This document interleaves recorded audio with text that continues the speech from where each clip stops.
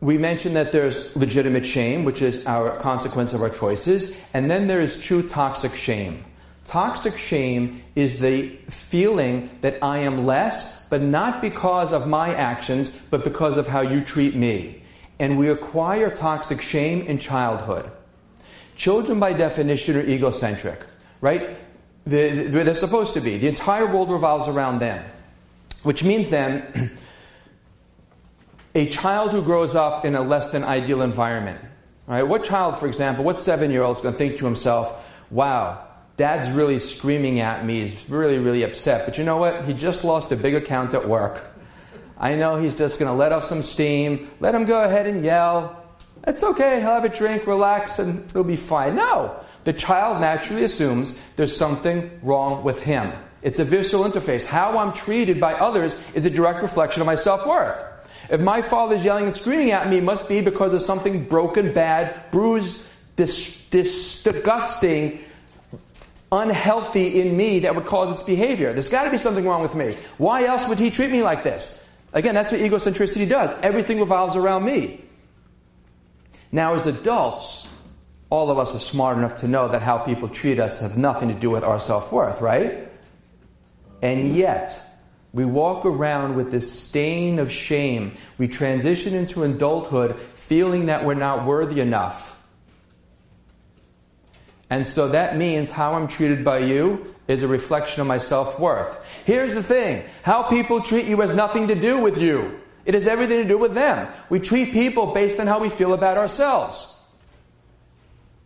The proof, of course, is when you're in an amazingly great, positive space, you're in a great mood, everything is going wonderful for you. You just found out that you've got a great shidduch for your daughter. You just won $15 million in the lottery.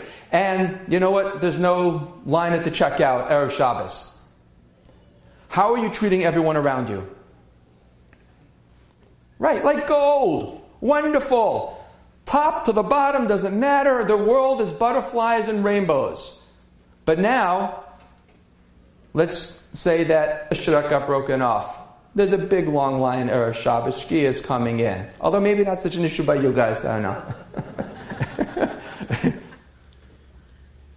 And rather than win $15 million, you found out that you owe whatever. How are you treating the world around you? Now, did their self-esteem change? Did their self-worth change? Did their value as a human being change because you're in a lousy state? No. So why is it we assume that our self-worth changes based on other people's state? It is such corrupted thinking from the Yetzer Hara. The ego tells us my worth is based on how I'm treated by you. My worth has nothing to do with that. We treat other people based on how we feel about ourselves. You give love, you give respect. As Rav Noach Weinberg used to say, if you don't love you, don't love me. If I love me, I can give love. I can receive love. We spoke about difficult people earlier. The problem, parenthetically, is with difficult people, we didn't go into it, but we'll spend a few minutes now, is that if I have low self-esteem, I don't respect me, I can't imagine why you would love me. Why would you love someone that's so unlovable? I don't understand. It doesn't make sense to me, so I push you away. At the same time, I desperately want you to love me. I want you because, so I pull you close, and you end up getting spun around and feel like a top. Now, not only do I have a hard time receiving, I have a hard time giving. What do I have to give? You give love, you give respect. If you don't love yourself, what on earth do you have to give? You can control, you can take. You could try to connect, but it's difficult because your ego is engaged. So, toxic shame says, I am less because from childhood I was treated a certain way, and we all transition to adulthood with some degree of toxic shame, with the exception of my own children.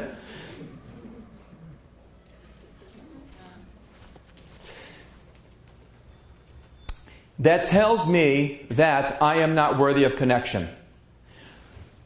Something that those of you familiar with my talks know, we've got this whole seesaw with ego and self-esteem. The more self-esteem I have, the smaller the ego. The less self-esteem I have, the bigger the ego. The ego only exists to compensate for my feelings of guilt, inferiority, shame, aspects of the self that I'm not willing to own. The ego is a false self. It doesn't exist. It's a serpent incarnate. It is the Yetzer Hara.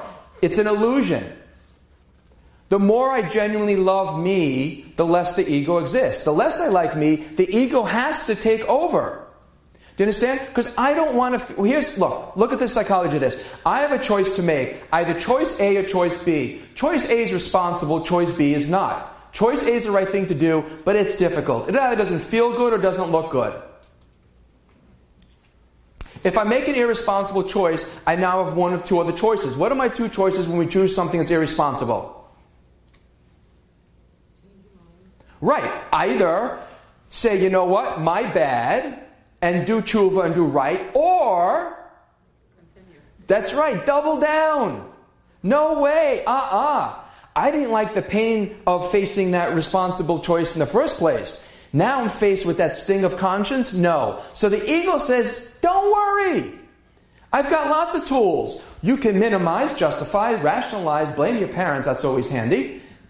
Do whatever you can to avoid taking responsibility. Blame God, blame your neighbor, blame the universe, blame anything you want, but don't feel bad. Why walk around with that stain of guilt? Ugh.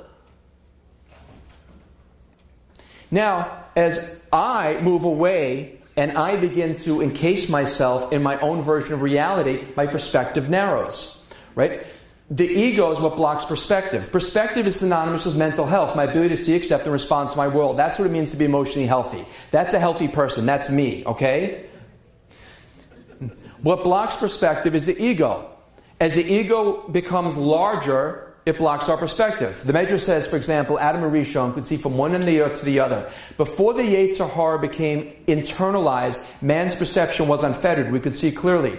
Once the Yetzer Hara, the ego, becomes inside of us, we begin to see through this cloudy lens of I. Becomes about me. The degree to which we accept responsibility is the degree to which we purge ourselves of the ego, the Yetzer Hara. Chazal tell us that Adam and Rishon, when Hashem called out, said, what's going on? Where are you? Had he said, my bad, all would have been forgiven. That would have been it. Instead, what did he do? Blame the missus. Nothing's changed. Mrs. says, what'd she do? Blame Snaky Guy. Snaky Guy, well, he couldn't do this anymore. But he said, what did he say? My bad? No. You created me like this. Everyone passed the buck. No one took responsibility. You've just experienced another Torah class brought to you by TorahAnytime.com.